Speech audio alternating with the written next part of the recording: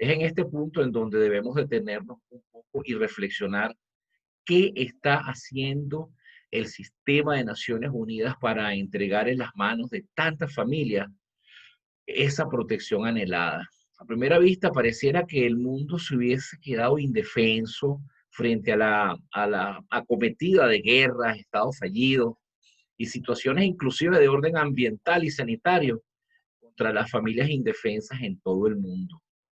Vamos a colocarnos en una situación particular en donde una familia se encuentre desprotegida frente a una guerra o una calamidad natural o un estado fallido que atente contra su seguridad y su vida. ¿Cómo respondería un Estado responsable a una situación como esta? Lo natural es que responda de una manera inmediata de protección a sus ciudadanos dentro y fuera de la frontera. En efecto, eso ha ocurrido. Muchas naciones tienen en sus embajadas y consulados políticas de protección foránea en favor de sus nacionales para facilitar la extracción. Las consecuencias de no hacerlo, por no poder o por no querer, es el refugio. O sea, el refugio como fenómeno sociohistórico de impacto jurídico y político internacional que se verifica en un tablero de tres niveles interdependientes. Primero, el nivel internacional económico.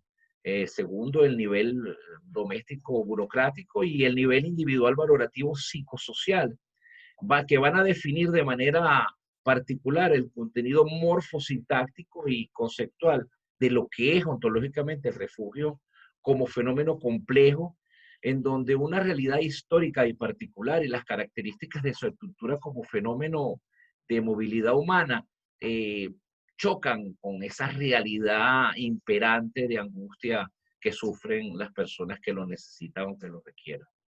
Es decir, que como realidad compleja es susceptible de ser observado por miradas diversas, pero que conversan entre sí. En efecto, lo político, lo económico, lo jurídico, lo psicológico y lo internacional van a encontrarse, van a converger en una dinámica turbulenta que solo puede ser considerada académicamente a partir de estipulaciones de carácter teórico, toda vez que la mera consideración empírica que aporta soluciones normativas generaría un sesgo a la hora de aproximarnos a una explicación o a una solución que pueda expresarse en una política pública. Por ello consideramos el refugio como un proceso social e histórico de múltiples consecuencias que representan un sistema muy complejo, cuyos efectos se magnifican cuando sus causas son generadas por la acción u omisión de dictaduras, autocracias o estados fallidos que producen crisis humanitarias eventualmente susceptibles de aplicación de políticas de carácter mundial o regional que posibiliten la aplicación de medidas drásticas y colectivas como, por ejemplo, el caso de la muy discutida intervención humanitaria. Tocaremos en esta conversación de esta tarde los límites de la racionalidad jurídica que da por sentado un status quo que no puede ser alterado en la comunidad internacional en cuanto a los conceptos de la doctrina tradicional westfaliana de soberanía, derecho internacional, el principio de autodeterminación de los pueblos y la no intervención en los asuntos internos de los estados nacionales. Y aspiraremos a generar un espacio de discusión sobre la base de la presente reflexión, cuyo objetivo es abrir una puerta al libre pensamiento crítico. Sobre este principio, sobre esta base, nos preguntamos en este conversatorio lo siguiente: ¿acaso la existencia de estados fallidos generadores de crisis humanitarias se constituyen en variables no reguladas por pactos y tratados y por lo tanto en nuevos desafíos del Foro Mundial de Refugiados? ¿Y acaso las crisis humanitarias de refugiados como fenómeno complejo que acabo de dibujarlo de una manera tratando de ser académico, pero es una tragedia muy profunda, requiere resultados también complejos, no considerados en el derecho internacional público y en la Carta de las Naciones Unidas? Son necesarios cuestionamientos que invocamos en función de la primacía que otorgamos al ser humano por encima de los intereses nacionales que a veces y muy frecuentemente no consideran al hombre a la hora de la toma de decisiones. En este sentido, consideramos el refugio como una garantía de protección internacional y fenómeno sociohistórico, mediante el cual una persona, viéndose desplazado de su hogar, en grave peligro por razones de orden climático, político, étnico o humanitario, decide cruzar las fronteras de su país para pedir protección, auxilio en naciones vecinas, ya que su propio Estado, por acción u omisión, lo ha abandonado. En la observación del refugio como fenómeno de impacto cultural, jurídico y político internacional, también se debe realizar a partir de un tablero de tres niveles: lo internacional económico, lo doméstico burocrático y lo individual valorativo psicosocial, por ese impacto que tiene en la piel de la gente que deja su hogar para buscar un mejor espacio de vida. Entonces se trata de observar el refugio frente a la existencia de un Estado fallido que deniega por acción o omisión la función de satisfacer necesidades sociales generales, originando una estampida humana en grandes proporciones y por ende dejando a quienes no pueden escapar en un profundo estado de indefensión. Uno de los grandes desafíos a los que se encuentra el refugio como institución del derecho internacional público, ¿cierto? Y una de las más importantes, y los instrumentos internacionales que regulan sus efectos, es observado no como una consecuencia, sino como un proceso. El proceso involuntario y por necesidad del desplazamiento. Y es que el refugio no ha sido considerado, lamentablemente, lo coloco aquí sobre la mesa de discusión, por el pacto que desde el punto de vista humano y como unidad mínima de análisis, sino que ha sido solamente considerado como un elemento de carácter normativo, político normativo. Y se le observa así en función de sus consecuencias y tomando en consideración los intereses de las partes que intervienen en el acompañamiento de los refugiados. Conviene observar que las políticas públicas de los estados nacionales se limitan al desarrollo de tratados, convenios y pactos en el proceso de tensiones y distensiones presentes en las etapas del sistema mundo, que se produce entre las inesperadas masas de desplazados y refugiados, generando acciones como las que han sido recogidas en el Pacto Mundial de Refugiados, y no observa, que no, por cierto, que no contempla, que no regula al refugio como un proceso en cada una de esas partes, sino como una consecuencia. Debemos rescatar que el Pacto Mundial de Refugiados representa un intento, sí es importante decirlo, valioso del sistema de Naciones Unidas para aliviar los efectos negativos del refugio sobre los estados nacionales de acogida, como de las víctimas de desplazamiento forzoso por la necesidad de resguardar la vida. Sin embargo, las aspiraciones que invoca constituyen una evidencia de la debilidad del derecho internacional público como actividad y como disciplina, lo que implica una urgente reforma no solo de la doctrina clásica relativa a los principios de soberanía y autodeterminación de los pueblos, sino de los propios fundamentos del sistema de las Naciones Unidas. Derecho internacional público como institución, al igual que el sistema de Naciones Unidas que regula, atraviesa una profunda crisis que advierte sobre urgentes cambios, distinguidos colegas. El sistema parece no permitir, o por mezquinos intereses de las élites internacionales, una reforma absoluta a sus principios e instituciones, de su doctrina, tratados, convenciones, arriesgando al mundo y a los seres humanos que en él vivimos a su aniquilación. Me pregunto, ¿debemos los académicos esperar otra tragedia mundial y limitarnos a reflexionar sobre lo que existe o lo que pueda ocurrir? ¿O tenemos la obligación de reflexionar, analizar, comprender y proponer ideas de cambio sustantivo sobre la base de realidades y amenazas? La crítica que se puede hacer del Pacto Mundial de Refugiados lo es al sistema de derecho internacional público del cual nace. Los elementos normativos del derecho internacional público no deben crear aspiraciones o buenas intenciones.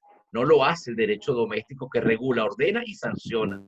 La nueva tragedia de la humanidad está en el tejido de la sociedad mundial y tiene una de sus expresiones en el número de desplazados y refugiados que huyen de dictaduras, estados fallidos y groseras autocracias delincuenciales que son el testimonio de un pasado que se resiste a morir. Nuestra contribución es fomentar la discusión y generar ideas.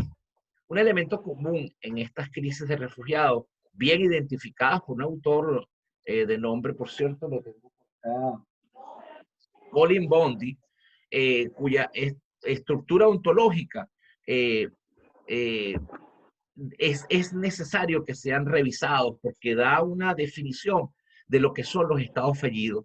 Los estados fallidos responden a deficiencias e imposibilidades de sus estructuras internas para responder a las diversas demandas que nacen de sus ciudadanos. Es decir, se convierten en estructuras ineficientes para satisfacer las necesidades colectivas de una sociedad específica, además de generar dificultades para el sano desarrollo de sus pueblos.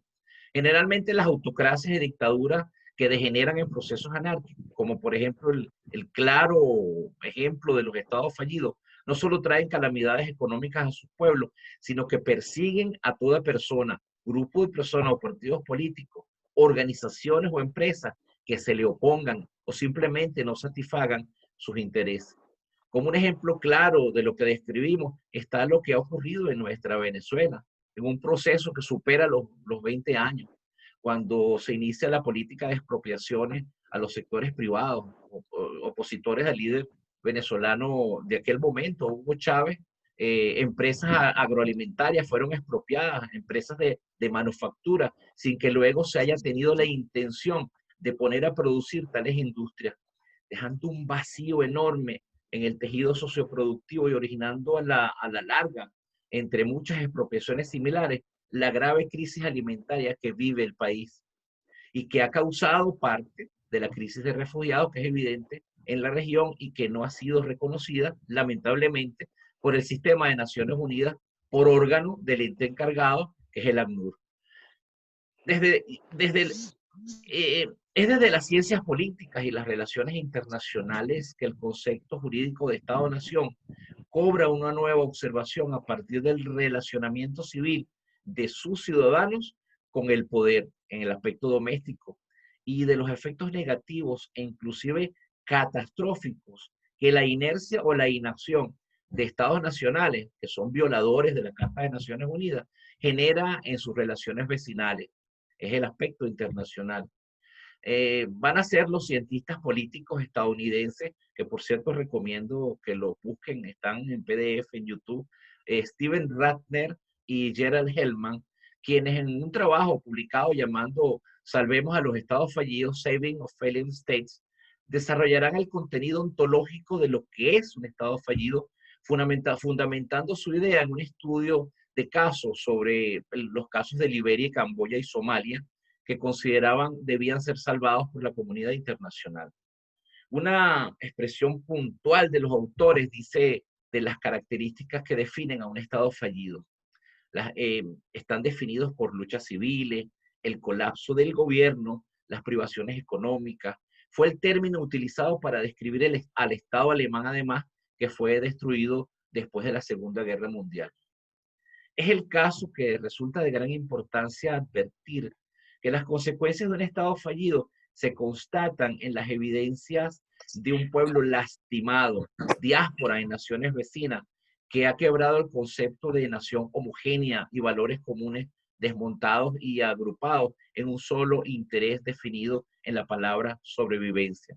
La supervivencia se convierte en la principal actividad de la colectividad sometida a un Estado fallido que no controla ni su propia legitimidad internacional.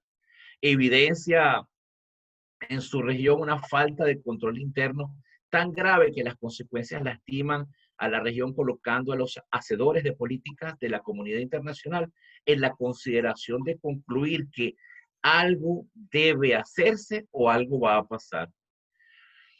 Un autor de apellido Peter Wallman, en su trabajo denominado, por cierto, también está en PDF, El Estado Anómico, expone una referencia categórica de cuáles son las variables que definen a ese Estado fallido. Él establece que el Estado no ofrece a sus ciudadanos un marco de orden para un comportamiento libre, o no existe el relacionamiento público que debería existir. Los estados pretenden regular ámbitos sociales y modos de comportamientos que ocupan de manera ficticia y no están en condiciones de controlar o dominar efectivamente. Nosotros añadimos a esta contribución de Waldman en un trabajo que fue publicado hace poco aquí por la editorial Hammurabi en Chile, titulado La responsabilidad de proteger, que los estados fallidos utilizan elementos de la delincuencia organizada internacional para financiarse, ya que sus estructuras económicas han sido absolutamente colapsadas por políticas ineficientes y corruptas y abusan de los principios de soberanía y autodeterminación de los pueblos para cerrarse a la observación y tutela internacional, generando cruentas necesidades domésticas y causando enormes crisis humanitarias de desplazados y refugiados tirados a su suerte para que estén llorando en las fronteras o en las carreteras o inclusive encontrando la muerte. Lo anterior que acabo de decir nos lleva a reflexionar y a preguntarnos si los estados son iguales y soberanos, de acuerdo a aquella resolución 2526, si no me equivoco, de Naciones Unidas. La comunidad internacional va a privilegiar la existencia de autocracias y tiranías generadores de crisis humanitarias por encima de los derechos fundamentales de los seres humanos víctimas de desgobiernos y criminalidad estatal. O debería la comunidad de naciones, sobre la base de privilegiar los derechos humanos y su garantía, repensar ciertos principios del derecho internacional público que son escudos de defensa de esos estados fallidos para limitar la acción de la comunidad internacional al precio de la vida y de los valores. Me estoy refiriendo a los conceptos de soberanía y el concepto de autodeterminación de los pueblos y al concepto y al principio de no intervención. No estamos significativamente en este momento invocando a una utopía de la comunidad global. Rescatamos algunos planteamientos sobre la responsabilidad de proteger esbozados por el científico social Dieter Senja, que por cierto el paper también está en PDF en Google, quien considera que la reorientación de la política mundial hacia la responsabilidad de proteger que corresponde a la comunidad internacional y en estos casos de violación grave de los patrones internacionales de conducta ampliamente observados y de las situaciones de emergencia de la población como resultado de su violación, es una responsabilidad del órgano de las Naciones Unidas. Se trata aquí de un proceso político y programático que ha aparecido hace algunos años y goza de una resonancia mundial que es considerable, como se llama comúnmente la R2P, pero que no ha llegado a constituir un régimen estable, garantizado institucionalmente, ni qué decir de alguna implementación que podamos nosotros ver en, digamos, en un horizonte cercano. El tema es la igualdad soberana de los estados y la cooperación es la verdadera utopía. La realidad palmaria es todo lo contrario. Los estados nacionales del centro gozan de altos niveles de satisfacción de las necesidades en la estructura de su producto interno, en comparación a los estados de la semiperiferia y en peores casos de la periferia, en donde los índices de desplazados y refugiados aumentan peligrosamente, en los cuales proliferan autocracias y dictaduras que degeneran luego deniegan los derechos de las personas y además se convierten en terribles estados fallidos. El derecho internacional público se ha encargado de regular y reglamentar el deber de esa cooperación y de la solidaridad internacional, pero a la voluntad de las élites de los estados de centro que dominan el sistema de Naciones Unidas y que tienen esto tan antipático, que es el derecho al veto en el Consejo de Seguridad, no baja con textos esas normas, pactos, tratados y convenciones y esos principios, como es el caso de la responsabilidad de proteger.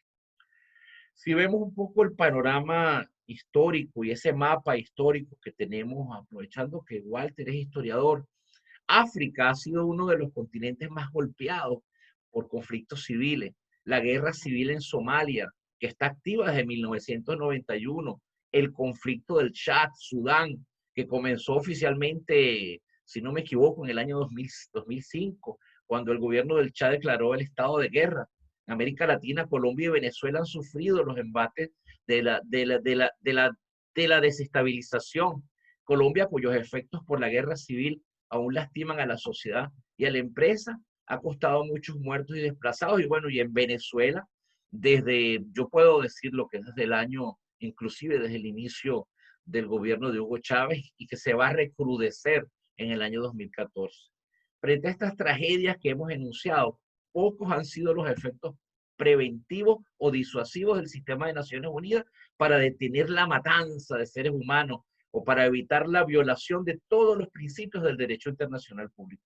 Si revisamos el contenido del principio de autodeterminación de los pueblos, podemos observar tremendas contradicciones con la realidad.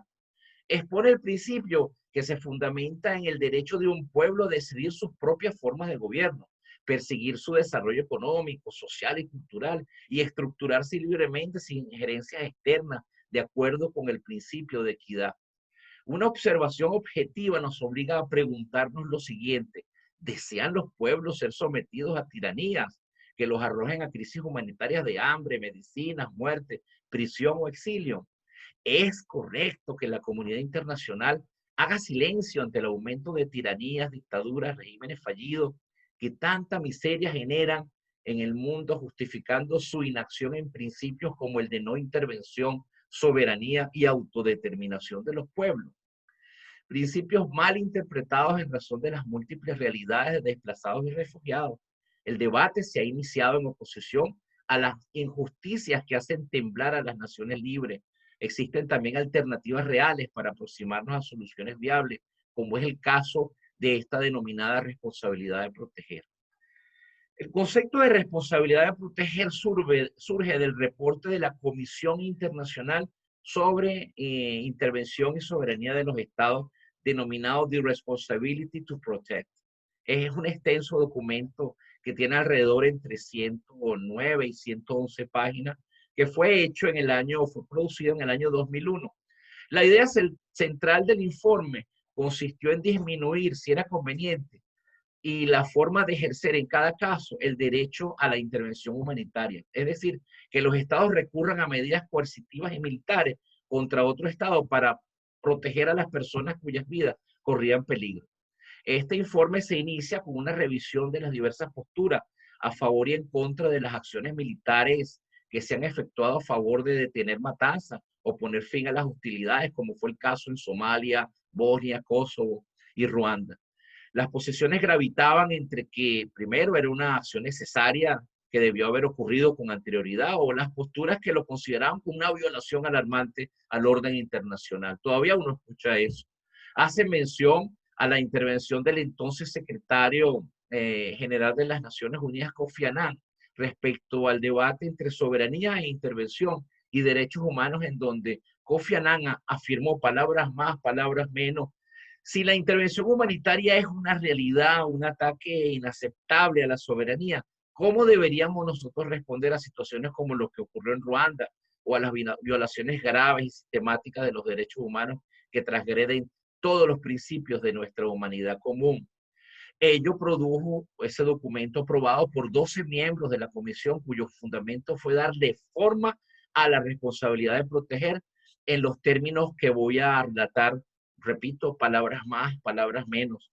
Los estados soberanos tienen la responsabilidad de proteger a sus propios ciudadanos de las catástrofes que puedan evitarse, de los asesinatos masivos, las violaciones sistemáticas y la inacción, porque si no quieren o no pueden hacerlo, esa responsabilidad debe ser asumida por la comunidad de estados. Sin lugar a dudas, a primera vista, pareciera que los plenipotenciarios y altos funcionarios de Naciones Unidas, como el ya fallecido Kofi Annan, hubiesen estado contestes en que el objeto fundamental de un sistema de protección mundial colocaba al hombre como primacía por encima de los estados nacionales. Sin embargo, la responsabilidad de proteger es una idea fuerza que cobra forma, sí, para ofrecer cambios y se convierte en una norma blanda, producto de las tensiones que ocurren en la comunidad internacional a propósito de los intereses y estas relaciones de poder, como lo diría Hans Morgenthau en su libro Politics Among Nations. Cambiar, y escuchen bien, cambiar una norma blanda en una norma dura en el sistema de Naciones Unidas, en el sistema internacional, significa transformar las ideas bases del sistema de derecho internacional contemporáneo, que tiene su nacimiento en los tratados de Osnabrück y Münster y que puso fin a la guerra de los 30 años en lo que nosotros conocimos como la paz de Westfalia, la denominada paz que ocurrió en Westfalia, que puso fin y que se establece como el principio, el inicio del sistema de derecho internacional público contemporáneo. Eso no es nada menor y no es nada simple. No se puede hablar livianamente sobre la aplicación de algo si no se ha reformado aún un sistema. Sin embargo, es una idea que ha trascendido la academia para situarse en la política internacional con el informe que fue producto de la reunión de la Comisión Internacional. El concepto de responsabilidad de proteger tiene su fundamento en las obligaciones relativas al ejercicio de la soberanía, sobre el cual reposa el equilibrio del sistema internacional. El deber que tiene el Consejo de Seguridad, escuchen bien, deber que tiene el Consejo de Seguridad de Naciones Unidas de mantener la paz y las seguridades internacionales de conformidad con el artículo 24, si no me equivoco, de la Carta. Las obligaciones inherentes al derecho internacional y al derecho interno expresado en los tratados, pactos y convenios. La responsabilidad de proteger posee tres elementos. Primero, el elemento que es la prevención. Implica abordar las causas que originan las crisis humanitarias. Segundo elemento es la responsabilidad de reaccionar. Impone una obligación de ejercer acciones cuando la necesidad de protección humana sea urgente a través de sanciones, actuaciones legales y en casos extremos el uso de la fuerza. Y tercero, la responsabilidad de reconstruir, que consiste en el apoyo logístico y económico luego que se haya dado la intervención militar para recuperar y reconstruir y generar reconciliación social, eliminando las causas del daño que la intervención ha podido dejar. Las prioridades del concepto se centran en el hecho de prevenir las variables que pueden dar objeto a la intervención militar, teniendo en consideración acciones de carácter proporcional y ponderada. Dicha intervención, en el caso que se dé, solo puede acordarse en función de la existencia de una causa justa, es decir, pérdida de vidas humanas, consecuencia de genocidio, acciones deliberadas del Estado contra sus ciudadanos o una palmaria negligencia o incapacidad de un Estado que ha colapsado la existencia de una depuración étnica en grandes proporciones. Dos aspectos finales y de gran importancia del informe residen los principios operacionales y la autoridad competente. La necesidad de que existan objetivos claros, una coalición militar en donde se clarifique la jerarquía de mando, tomando en consideración las limitaciones y la necesidad de aumentar gradualmente la fuerza. Reglas claras de combate y la coordinación de las acciones de fuerza con organizaciones humanitarias. El ejercicio de esta competencia, escuchen bien, reside en el Consejo de Seguridad de las Naciones Unidas para autorizar una intervención militar con fines de protección humana. He aquí el grave problema, que todavía no está resuelto. Y si el Estado agresor forma parte del Consejo de Seguridad o es aliado de uno de ellos, el derecho al veto, que forma parte de una variable urgente que debe ser eliminada dentro de una reforma inmediata del sistema de Naciones Unidas, acabaría con cualquier intención de proteger. En este sentido es que consideramos que los planteamientos consagrados en el informe de la Comisión se constituyen en una hoja de ruta perfecta para darle forma a una propuesta de política pública global para la protección de los derechos humanos, evitar crisis humanitarias y la imposición de la paz, porque sí, la paz debe imponerse. Recordemos, quienes estudiamos estudios internacionales, que el realismo político sigue ordenando la vida de la comunidad internacional en función del poder que persiguen los estados para satisfacción de sus intereses nacionales. Siendo así, dejar en manos de las potencias mundiales solo esta responsabilidad no sería cónsono con el concepto de responsabilidad de proteger ni con los principios que de manera inalterable rigen el sistema de derecho internacional público. Sin embargo, el constructo que desarrolla el informe como responsabilidad de proteger contiene todos los elementos necesarios para la planificación, implementación y ejecución de una política pública de intervención humanitaria para la protección de los derechos humanos. Implica esto que la propuesta del suscrito es que debe crearse un órgano que dependa del sistema de Naciones Unidas tal y como se encuentra. Es decir, que sea la autoridad competente en todo lo relacionado con intervenciones humanitarias. En este sentido, proponemos la creación de la Comisión Ejecutiva Mundial de Intervención Humanitaria, que tenga como misión fundamental la de desarrollar desde el punto de vista de una burocracia internacional que dependa, por supuesto, del sistema de Naciones Unidas, los planteamientos, principios y acciones contenidas en el informe de la Comisión sobre la responsabilidad de proteger. Dicha comisión estaría constituida de manera ad hoc por estados nacionales víctimas de los efectos colaterales de esas crisis humanitarias que se generan en el estado causante y que en un determinado momento de la crisis, por evidentes razones, más allá de una duda razonable, se constituyan para integrar la Comisión Ejecutiva Mundial de Intervención Humanitaria con el objetivo preventivo de investigar, probar y determinar la existencia, primero, de un Estado fallido que se encuentre causando calamidades que afecten a las economías y los estándares de vida de sus ciudadanos.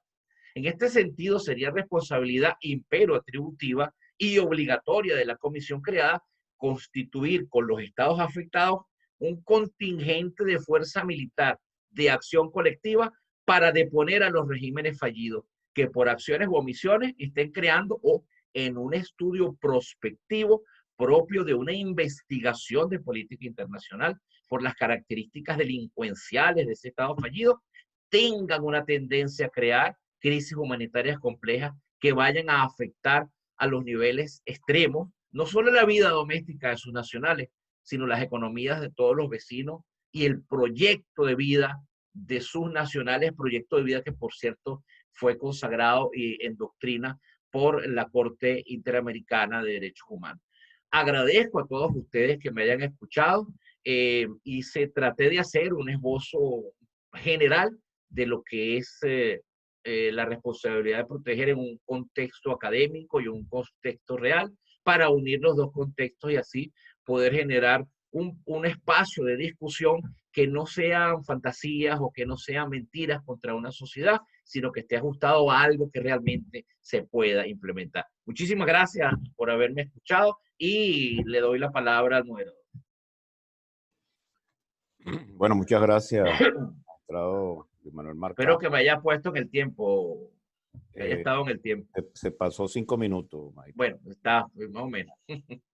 Bien, bueno, que queremos darle la bienvenida a nuestro embajador en Canadá, Orlando Viera, que nos está acompañando esta tarde, así como a los magistrados Zuleima González, desde Chile, José Fernando Núñez, igualmente desde Chile, y el magistrado Rafael Ortega, que se encuentra en España, en Madrid.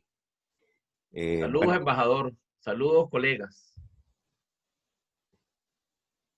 Como les puse en el chat, y bueno, recuerden que esto es una variante de un conversatorio.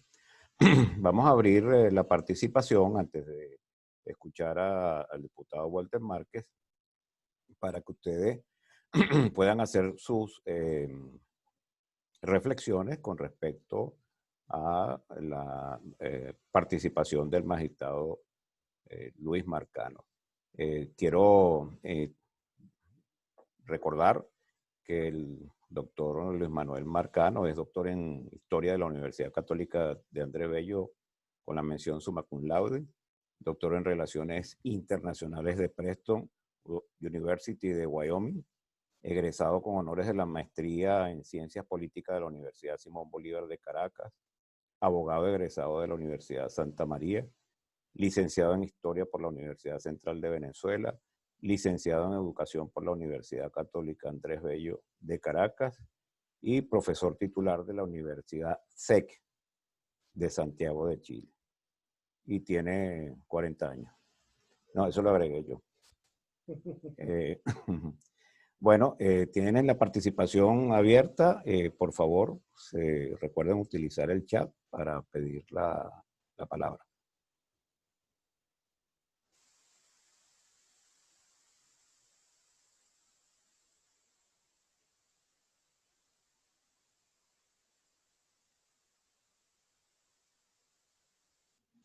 El embajador Orlando Viera solicita la palabra. Igual José Oropesa. Lo vamos a escuchar en ese orden. Comencemos con nuestro embajador Orlando Viera. Adelante, embajador.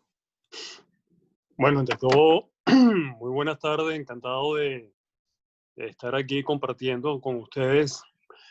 La verdad que estoy gratamente, no impresionado, viniendo de la calidad académica del magistrado Luis Marcano, pero Gracias, sí, embajador. indiscutiblemente una exposición muy completa de la responsabilidad de proteger, que viene además a aclarar varias dudas importantes de la opinión pública.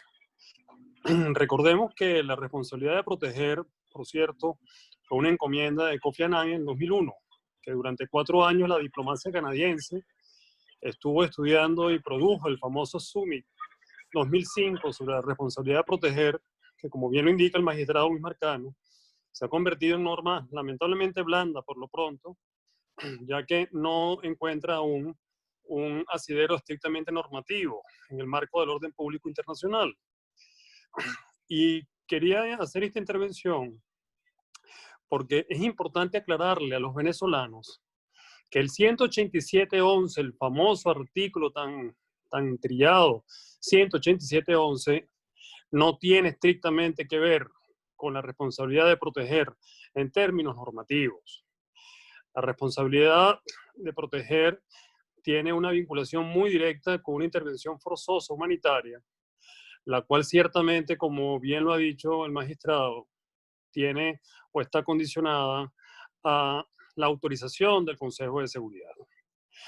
El 187.11 hace, quiero decir, tiene relevancia con relación a temas de catástrofe natural, con temas de catástrofe social, que lamentablemente no van en línea estrictamente directa con el R2P, y tiene que ver además con intercambios académicos militares. Y en esto hay que ser muy responsable, porque se le coloca a la opinión pública en Venezuela sobre la base de una expectativa que exacerba, por cierto, mucho la externalidad y pretende, digamos, de alguna manera, endilgarle al presidente, en este caso Juan Guaidó, al presidente interino, la responsabilidad de exigir una intervención militar que no existe y que no está diseñada de esa manera en ninguna constitución en el mundo. Y esta es la importancia de la responsabilidad de proteger. La responsabilidad de proteger tiene que ver con una intervención, sobre todo de prevención, una intervención de restitución, como lo ha dicho el magistrado, en caso de estar en presencia de una situación de desbordamiento social, de estallido, que cumpla con los patrones de prevención y de restitución que establece esta norma blanda. Les quiero comentar, y con esto ya termino, que sí he sido uno de los embajadores que al día siguiente de ser designado por el presidente Juan Guaidó, comencé a acuñar la responsabilidad de proteger en los cuerpos diplomáticos, tanto en Canadá y en algunos foros internacionales que tuve la oportunidad de estar. Y quiero decirle que esto es un tabú en la comunidad internacional. No es fácil. Es un tema que muchos cariñosamente me decían, Orlando, no te metas por allí. Claro que somos embajadores no convencionales. Yo no le huyo el tema. Por el contrario, creo que debemos desarrollar el tema de la responsabilidad de proteger. Por eso es que celebro este tipo de foros. Creo que el Tribunal Supremo de Justicia, lo he hablado con Antonio, podría perfectamente, en el marco de un recurso de interpretación, realmente darle una justa medida a este principio y hacer nosotros de la responsabilidad de proteger una narrativa incluso en el cuerpo diplomático, que abogue de cara al coronavirus, que vino a agravar la situación en Venezuela, una intervención preventiva, humanitaria, forzosa en el país. Así que, magistrado y todos aquí los foristas, los felicito y me siento muy representado con esta extraordinaria y muy completa ponencia del magistrado Luis Marcano. Y le doy las gracias por haberme enviado la invitación porque realmente este es el tipo de interacción que debemos publicitar y divulgar para montarnos una narrativa como la que necesita el país en este momento, que juegue cuadro cerrado, quiero decir, la comunidad internacional con estos principios y que a lo interno se entienda muy bien, realmente que en todo caso es una decisión soberana de los países y que no es cuestión de que la pida o la solicite o la haga de alguna manera vinculante un presidente interno. Muchas gracias y bueno, nos vemos pronto en libertad. Muchas gracias. Gracias, embajador, por sus palabras. Gracias.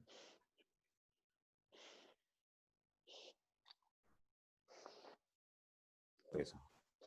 Bien, vamos a seguir. Tenemos a José Oropesa, quien solicitó la palabra. Y bueno, cualquier otra cosa tiene igual en el menú inferior, tienen reacciones y pueden hacerlo a través de una mano. Adelante, José. Muy buenas tardes. Muchísimas gracias por este derecho a palabra. Primero que todo, extenderle un caluroso saludo al ponente. Excelente la exposición, pues, en el cual tocó y de una manera muy, muy clara, muy enfática, pudo esclarecer los principios de derecho internacional público y lo que tiene que ver con el ROSP. Agradecido con los magistrados y con estos foros, con mi gran amigo Walter Márquez, que estaremos a minutos de escucharle. Mi intervención viene basado en lo siguiente, pues el embajador Viera Blanco, a quien le envío un saludo, pues ha establecido una laguna también, en base al artículo 187, la necesidad que ha tenido la ciudadanía de tener una claridad constitucional de los alcances que tiene dicho artículo, pero también la necesidad que tiene la sociedad civil de entender el principio de responsabilidad de proteger el R2P. Ahora me surge, sin duda alguna, grandes preocupaciones. Como secretario general de Coalición por Venezuela, que aglutinamos a mucho más de 63 organizaciones en todas las Américas y estamos a puertas de aglutinar a una gran parte de organizaciones de la sociedad civil en Europa. Hemos conseguido con gran asombro que sin duda alguna esos tres elementos que perfectamente dibujaba el magistrado en lo psicosocial, en lo económico, tenemos una gran falencia y tenemos que construir una narrativa, que es el concepto de refugiado. Y la posibilidad de crear una narrativa en cuanto a lo que es el delito de lesa humanidad del desplazamiento forzado. Creo que debemos dejar a un lado el tema de las diásporas, el tema de los migrantes, y empezar a acuñar y a colocar con tildes en las palabras certeras que nos lleven que lleven a consideración a los organismos internacionales a tomar, sin duda alguna, conceptos de vanguardia que puedan salvaguardar o tutelar pues los derechos de los ciudadanos que están siendo víctimas de este desplazamiento. Recordemos que después de Siria tenemos la segunda crisis de migrantes más abrumante en la historia. Siria en medio de una guerra, pero Venezuela no. No dentro de los términos de un conflicto armado internacional. Para quien suscribe, pues está muy claro que tenemos un conflicto tanto interno como externo. Y sin duda alguna, el rompimiento del hilo constitucional. Dicho esto, tenemos y debemos construir una narrativa, y es la pregunta que le hacemos al Tribunal Supremo de Justicia en el exilio.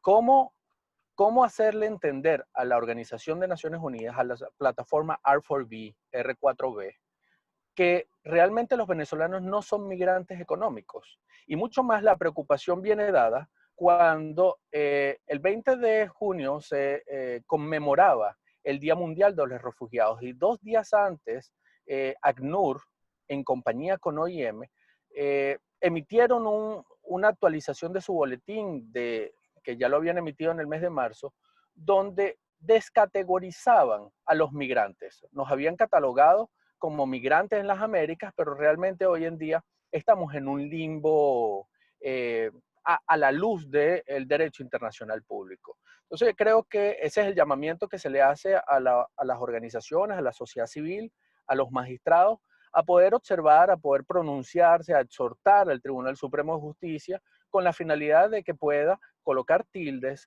hacer comunicados a la sociedad civil, levantar la voz y a los embajadores de nuestro excelentísimo señor presidente Juan Guaidó para colocar siempre en el tapete no solo la R2P como una manera de proteger y cuáles son las características en base a un conflicto interno de carácter no convencional y a un conflicto interno de carácter externo no convencional con las diferentes intervencionismos que tenemos desde otros estados.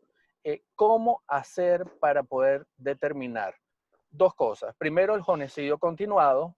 Segundo, que el desplazamiento forzado ha sido un delito de lesa humanidad, como seguramente Walter lo va a explicar en algún momento, el cual ha trabajado muchísimo sobre este tema, y cómo el Tribunal Supremo de Justicia puede ayudar a acuñar, a generar una narrativa que nos ayude a las organizaciones de sociedad civil a hacer presión ante los organismos internacionales porque tenemos una crisis de identidad. Definitivamente los venezolanos están sufriendo en el mundo una crisis de identidad.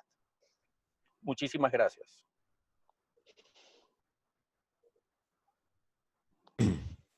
Muchas gracias, José.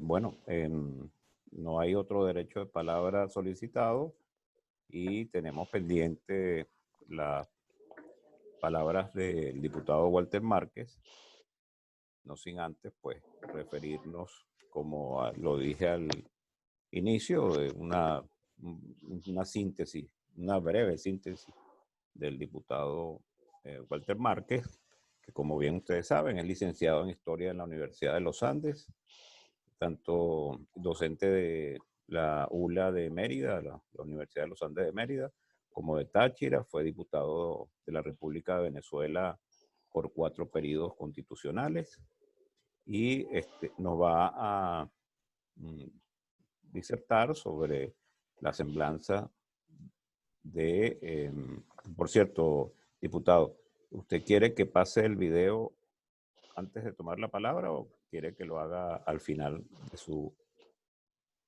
Al comienzo, yo creo que es importante al comienzo, pero antes de que usted lo pase, si me da la palabra, 1 minuto para yo introducir el tema. ¿Cómo no? Adelante, diputado. Bueno, como usted lo señaló y lo saben los que están participando en esta videoconferencia, fui embajador en la India. En la India nació Deepak Chopra, que tiene un libro que se llama Sincrodestino. Los magistrados del Tribunal Supremo, sin saber que yo había trabajado el tema de Rocio, que había participado en la filmación de documentales y que había sido comisionado para investigar el lugar donde él murió, en la Villa del Rosario de Cúcuta, pues surgió una conversación, creo que con el magistrado Marval, y él me invitó a que los acompañara para que estuviera presente en la apertura de los estudios políticos y jurídicos Juan Germán Rocio. Yo empecé a hablarle de quién era Rocio y de ahí surgió esta invitación para disertar sobre este proceso civil de nuestra independencia, uno de los más preclaros, no solamente como jurista, sino como legislador y también como parlamentario. E igualmente él tiene un doble doctorado, doctor en Derecho Canónico y doctor en Derecho Civil. Pero con esta breve introducción, hablando del sincrodestino que permitió que habláramos hoy, si por favor pudieran presentar el video corto de 4 videos que lo pueden ver en YouTube sobre Juan Germán Rocio. Muy bien, diputado. Bueno, aquí viene la prueba de fuego de la tarde, que es presentar el video. Me van a permitir 1 minuto para organizarlo.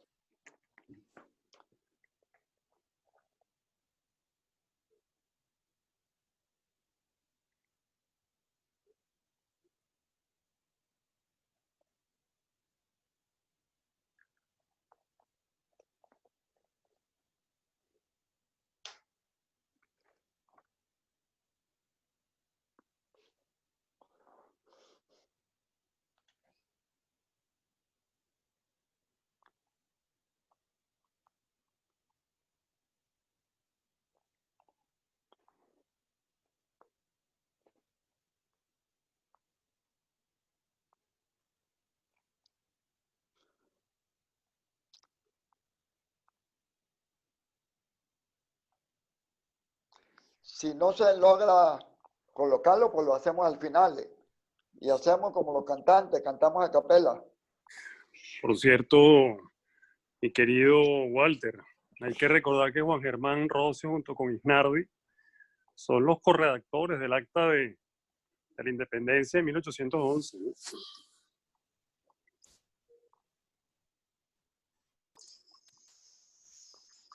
Así es, así es. Magistrado, si quiere, pues, mientras monta el video, podemos ir conversando.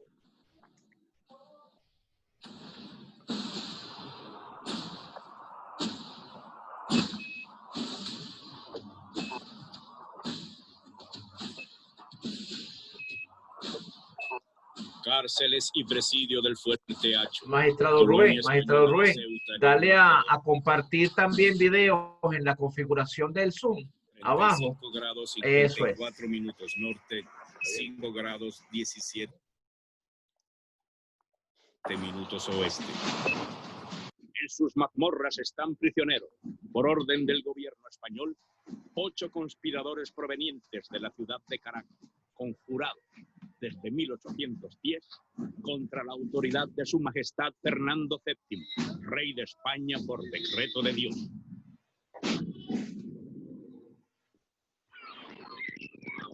De los llamados los 8 monstruos de Ceuta, por el capitán general de la provincia de Venezuela, Domingo de Monteverde, el más peligroso de ellos era un mestizo, nacido de madre india y padre europeo, abogado de oficio y presunto legislador. Su nombre era Juan Germán Rocio, condenado a casi 3 años de prisión por oponerse a la corona de España, a más de 900 días de castigos, maltratos y humillaciones, por atreverse a ser uno de los padres de nuestra libertad.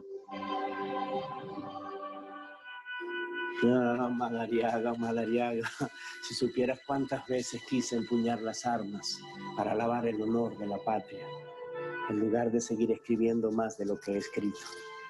Y sin embargo, moriré convencido de que las palabras, cuando sueñan libertad, pueden ser más fuertes que la cárcel de la tiranía.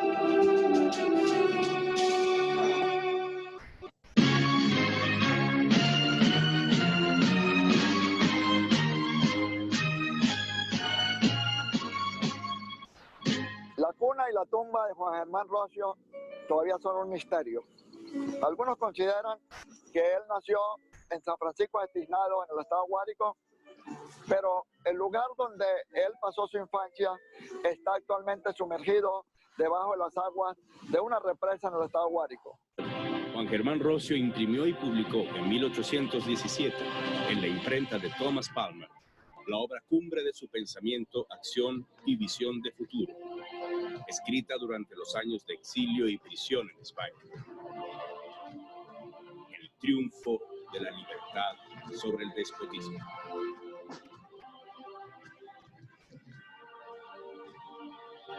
Juan Germán Rocio debe ser reconocido como uno de los padres de nuestra independencia y recordado y admirado como un prócer civil tan importante con la pluma como lo fueron Miranda y el Libertador con las armas. Rocio después tuvo una activa participación en el proceso independentista. Fue uno de los redactores de las actividades del 19 de abril de 1810. Rocio fue diputado del pueblo en esos acontecimientos. Después que se convocó al proceso constituyente en 1811, él fue el corredactor de las actas o el reglamento electoral. Rocio fue el primer canciller de la República, fue el organizador de todos los movimientos que salieron hacia el exterior a través de misiones diplomáticas. Igualmente, Rocio dirigió, después de haber estado preso en Ceuta y retornó al país, dirigió el Congreso de Angostura en 1819 que promulgó la creación de la Gran Colombia. En 1820, Juan Germán Rocio es nombrado por Simón Bolívar como vicepresidente de la Gran Colombia y sale por última vez de Angostura.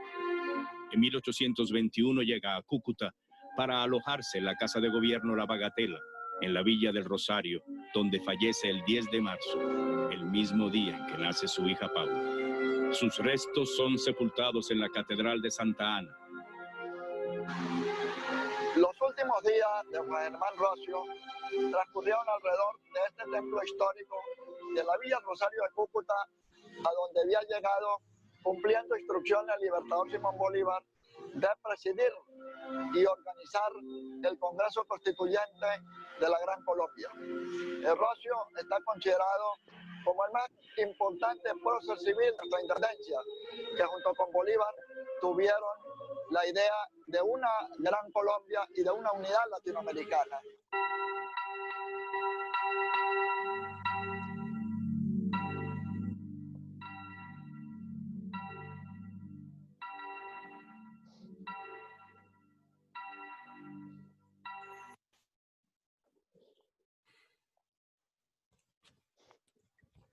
Bien. Bueno, vamos a continuar con la actividad y tiene la palabra el diputado Walter Márquez. Adelante, diputado. Bueno, el video, pues, por razones quizás técnicas, saltó algunas intervenciones, pero lo importante es retomar la personalidad de Rocio, más que entrar en detalles de su biografía, es entender el rol que jugó en una época de transición entre el modelo colonial agonizante, de la cual él se había formado en el derecho civil, en base al derecho indiano, a la recopilación de las leyes de India, y va a participar en la creación del derecho moderno, del derecho público. Rocio es el precursor del derecho electoral al crear el primer reglamento electoral para la elección de los diputados de la constituyente, del Congreso Constituyente de 1811. Él había sido diputado del pueblo el 19 de abril de 1810 y contribuyó al rompimiento colonial y al primer movimiento, al primer gobierno de transición y al cese de la usurpación colonial con Juan Vicente, José Vicente Emparas. Entonces aquí tenemos un hombre que viene de ideas tradicionales, que inicialmente era partidario del derecho feudal, del origen divino de los reyes, pero después que estuvo preso y releyó la Biblia, donde estuvo en la cárcel de Ceuta, él va a escribir, inspirado en el Antiguo y Nuevo Testamento, su obra cumbre, que es El triunfo de la libertad sobre el despotismo. Como dijimos anteriormente, Rocio venía de ser doctor en Derecho Canónico, doctor en Derecho Civil, y esto le permitió desarrollar lo que hemos llamado la teología de la libertad, que es diferente a la teología de la liberación. La teología de la liberación es una mezcla de marxismo con cristianismo. La teología de la libertad es inspiración de Bolívar y especialmente de Rocio, quien plantea que el derecho divino de los reyes tiene una limitación que es la soberanía popular. Entonces, en su libro El triunfo de la libertad sobre el despotismo aparece ese concepto muy bien desarrollado, el de soberanía popular, el de la limitación del poder de los gobernantes y el derecho a la desobediencia civil y al desacato, el derecho incluso a la rebelión popular.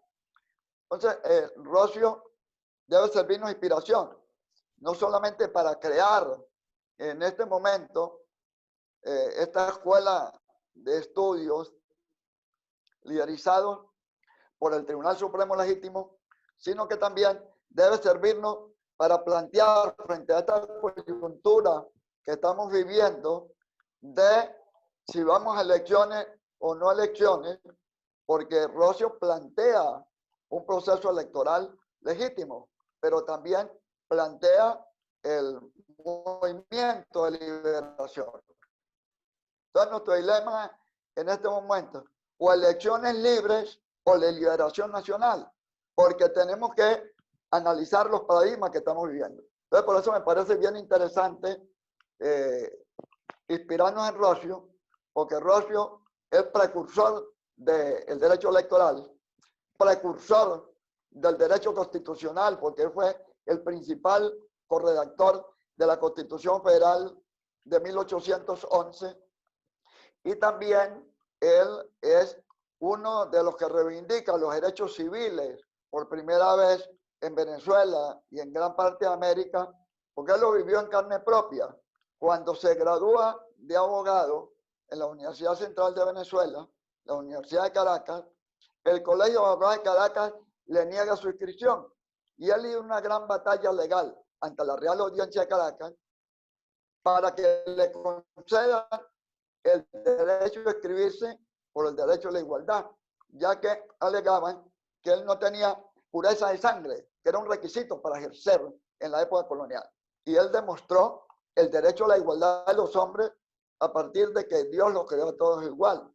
Y logró que el Tribunal Supremo de la época, es decir, la Real Audiencia de Caracas, sentenciara a favor de Roscio y se inscribió. Y él ganó esa demanda reivindicando el principio de igualdad. Hay otro caso que es el de una mestiza casada con un mantuano en Valencia, que ella compró una alfombra para arrodillarse en la catedral, pero los pardos, los mestizos, no tenían el derecho de las mujeres mantuanas de tener una alfombra para poderse arrodillar. Una cosa que a 200 años, más de 200 años, me parece algo hasta risible, pero esas eran las costumbres y las tradiciones de la época, y él defendió el derecho a esa mestiza, esa parda, a usar ese símbolo religioso de poderse arrodillar en una alfombra, y ganó también esa batalla. Por eso algunos estudiosos lo consideran como el precursor de los derechos civiles, y que modernamente lo conocemos como derechos humanos. En síntesis, hay muchas facetas de Juan Germán Roscio que la podemos sintetizar en su gran obra El triunfo de la libertad sobre el despotismo, y voy a concluir leyendo el capítulo, un párrafo del capítulo 21 de Juan Germán Roscio en su obra El triunfo de la libertad sobre el despotismo, que dice lo siguiente: cuando la injusticia es el producto de una facción, es decir, el producto de un sector, o de personas que abusan del poder contra la voluntad general de la patria, o sea, contra la ciudadanía popular, esta exige, es decir, la ciudadanía popular, que el ofendido se arme y se haga de auxilio para librarla de la iniquidad de los facciosos o del despotismo de su administración. ¿Qué está planteando? Ahí está planteando la teología de la libertad, porque Juan Germán Roscio planteó el uso de la fuerza electoral, el uso de la fuerza de las masas y el uso de la fuerza de las armas. Nosotros tenemos que defender el derecho de la razón frente al derecho de la fuerza, pero ese es un gran debate que tenemos que librar nosotros para pronunciarnos sobre si seguimos defendiendo la democracia o defendemos la libertad. Creo que la democracia está en crisis y está moribunda, y tenemos que pensar en una alternativa inspirada en los padres de la patria de Juan Germán Roscio para luchar por la liberación nacional. Muchísimas gracias. Bueno, muchas gracias, diputado Walter Márquez. Si hay alguien que quiera intervenir, como hemos dicho, con la señal de costumbre, cosa de disponer de la palabra quien así lo solicite. De no haber, una solicitud de palabra. Le vamos a dar. Ajá, Yumaira. Yumaira está pidiendo la palabra. Tiene la palabra, Yumaira. Escriban por el chat, por favor.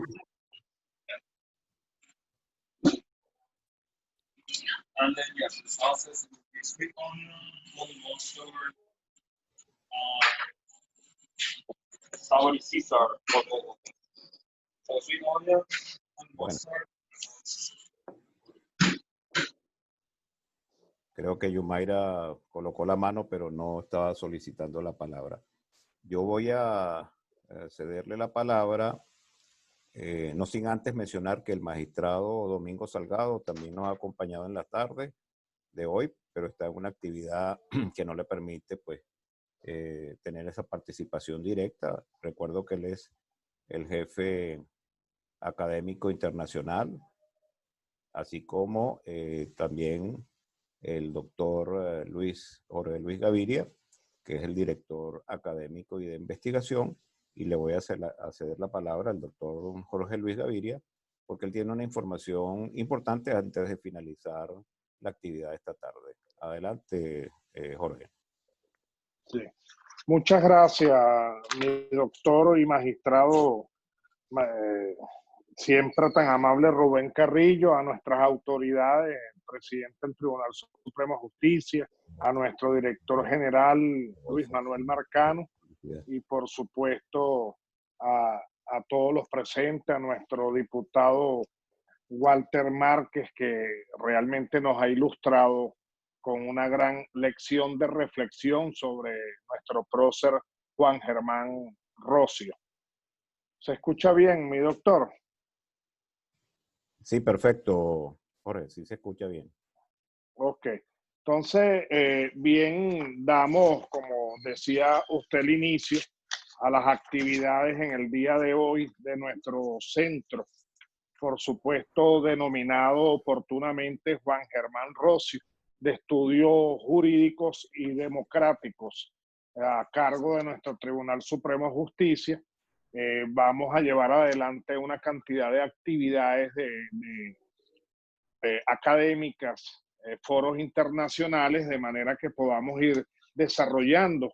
Y como dijo ya de antemano todos los que habían intervinieron, nuestro embajador José Oropesa, que de igual manera hizo una intervención oportuna sobre lo que hoy desarrollamos como tema principal de apertura, para poder, sobre la importancia y la responsabilidad que tiene todos los estados y las naciones del mundo, la comunidad internacional, de socorrer, en este caso, a distintos países, como se ha hecho en el pasado y como requiere actualmente la República de Venezuela, para reponer nuestro Estado de Derecho, nuestra democracia y nuestra libertad, que bien decía el diputado Walter Márquez, que se debate entre la necesidad de la vía democrática y la necesidad de rescatar la libertad como tal.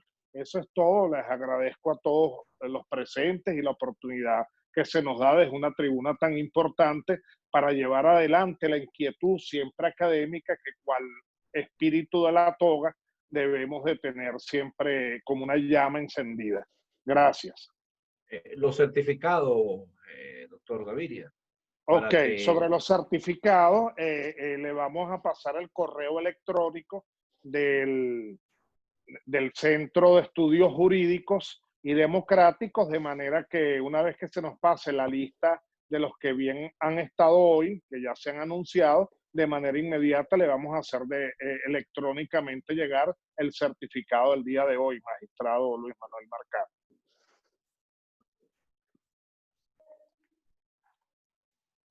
Muchas gracias. No sé si es posible una intervención muy corta. ¿Cómo no? Mientras tanto voy a escribir en el chat. Presidente o el moderador. ¿Cómo no, diputado? Voy a escribir en el chat, mientras que interviene el diputado Walter Márquez, la dirección de correo donde pueden...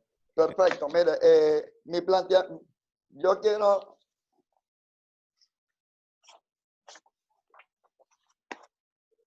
Adelante, diputado, lo estamos escuchando. Mira, es para hacer dos propuestas. Una, en base a la intervención de José Antonio Oropesa, que pudiéramos organizar con el Tribunal Supremo Legítimo un encuentro, una conferencia o un simposio sobre el éxodo o el desplazamiento forzoso como crimen de lesa humanidad. Normalmente se analiza en sus implicaciones sociopolíticas y económicas, pero pocas acciones se han intentado como un crimen de lesa humanidad para ser ejercido ante la Fiscalía y ante la Oficina Pública de Defensa de las Víctimas de la Corte Penal Internacional. Ese es el primer planteamiento, es decir, que organicemos un simposio sobre el desplazamiento forzoso o el éxodo forzoso como crimen de lesa humanidad. El segundo, el año que viene, el 10 de marzo, se cumple un aniversario más, se cumple el bicentenario de la muerte de Juan Germán Rosio. Pudiéramos organizar con el Tribunal Supremo, con el Centro de Estudios, el apoyo de la Universidad Francisco de Pueblo Santander de Cúcuta, el Colegio de Abogados del Norte de Santander y del Táchira y la Fundación El Amparo que yo presido, para que organicemos también un conjunto de actividades de reflexión sobre el legado del pensamiento de Germán Rosio en la historia contemporánea del país.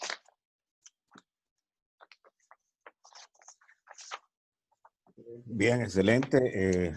Tomamos nota, diputado Walter Márquez, y bueno, ya estamos dando por finalizada la actividad esta tarde, agradeciendo realmente el interés y el tiempo que le han dedicado, y esperando pues que a través del correo puedan ustedes enviar sus nombres, los que participaron, a los efectos de hacerle llegar un certificado electrónico de esta actividad inaugural del Centro de Estudios Jurídicos. Así que buenas tardes para los que estamos todavía con luz de día. Buenas noches para los demás compañeros, los magistrados que nos acompañaron. Magistrado Rafael Ortega, magistrado Jesús Fernando Núñez, la magistrada Zuleima González y por supuesto nuestro ponente, el magistrado Luis Manuel Marcano. Hasta luego entonces y muchas gracias. Gracias a todos. Muchísimas Gracias. Gracias a todos los que nos acompañaron. Saludos a Heriberto, José Antonio. Muchas gracias a todos. Salud. Gracias. Presidente. Morillo, José Alberto, saludos. Gracias por asistir. Tenemos el compromiso con Luis Marcano y el instituto, que en menos de 15 días viene la próxima conferencia, de manera que esto va a ser constante para que estén pendientes. Les hacemos llegar la invitación a todos. Y muchas gracias por haber asistido. Gracias, hasta luego. Magnífica iniciativa y muchísimas gracias por la invitación. Sí. Y bueno, felicitaciones a los ponentes, de verdad que Luis es considerado uno de nuestros magistrados que siempre ha estado en conferencias internacionales, y por supuesto al diputado Walter Márquez por haber aceptado también esta invitación. Gracias. Excelente. Gracias a los organizadores. Saludos, Jorge, Alejandro, que está por allá también. De verdad que sin duda el Tribunal Supremo de Justicia en el exilio a la vanguardia. Gracias. Un abrazo. Un fuerte abrazo a todos.